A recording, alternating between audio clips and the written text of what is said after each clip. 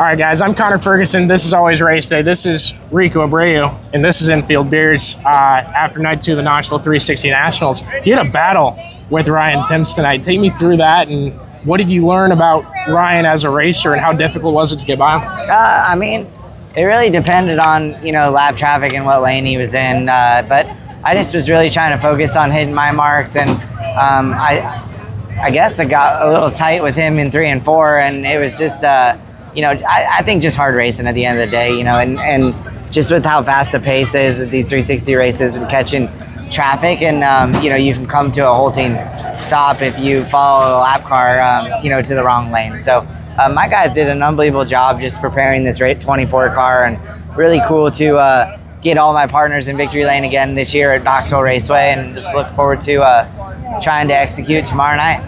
I was listening to you talk about, it takes a while to get the 360 up to full power, and the differences between this and a 410. What is the main thing, and how similar are the cars? I feel like this week of the year we talk a lot about how different they are, but how similar is a 360 to a 410, and what do you take from your experience tonight? Similar is just, the cars like to run a little bit freer, so I was just looking for a right rear stick all night and just worked towards that, and I felt like, momentum based, like 410, you can get out of trouble a lot quicker, and then 360, you really can't bury yourself in the cushion or slow down to hit the bottom. You kind of have to have the board speed up quite a bit compared to 410 racing, just running across and slowing down to hit the bottom, because you can accelerate a lot quicker. So other than that, I think the feel wise is a lot similar. So tonight was a big push for us just to have consistent speed from qualifying all the way getting through our heat race to the feature. And just out of this season, out of 2025, I think you tell me if I'm wrong, is this your best season of your career in a sprint car? Yeah, for win-wise. I think you take out a couple poor finishes earlier in the year at high limit, and then Houston for us. But other than that, I feel like we've grown as a team, and that's been the biggest benefit internally, just the infrastructure and communication of, Ricky, Brady, and Zach, and everybody being on the same page is what puts us in positions to win races. What's it been like? Hang on, let's get out of the way here. Oh, sorry.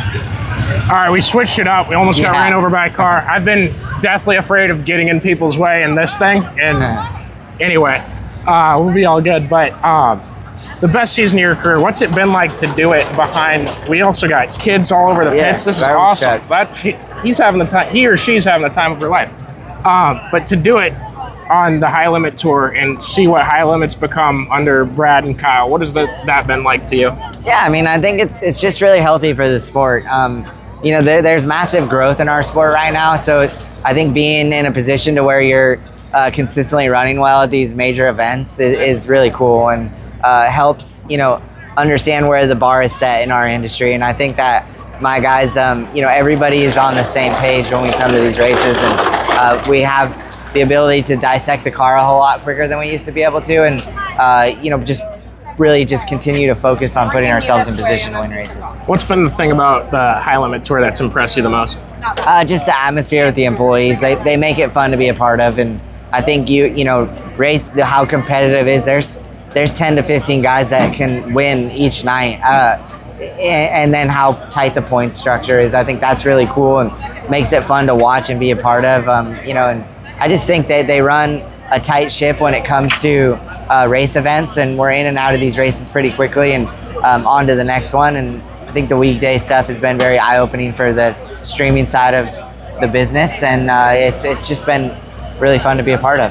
They put on, like you said, locked into these shows, they put on shows that will get over at 8:30, 9 o'clock, and I'm going Central Time, but very early in the night for a weekday show. Has that made a difference, do you think? Yeah, I think it allows you to have some time after the races to get to the next hotel or get in bed before 10:30, and I think that's a huge advantage just with the amount of work that gets put into these race teams. I think rest is quite important. So they see that, and they see fans coming to the races on a weeknight, knowing they have to be at work at 5 a.m. the next morning, and being home at 9:30 to 10 o'clock is definitely a benefit for those employees. So we've seen you talking about this race coming up next week, and we're kind of looking ahead, but the Knoxville Nationals, what's it going to take for you to get some luck in that race? And is that the one thing that is lacking in your program right now? I think that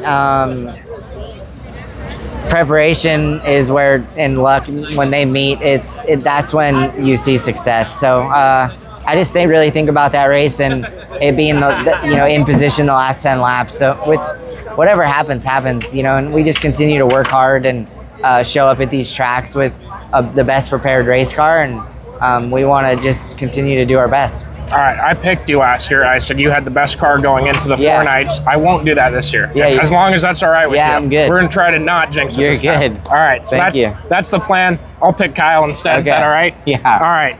Knoxville Nationals, we'll be around all week. This has been Always Race It. This is Rico. Appreciate y'all.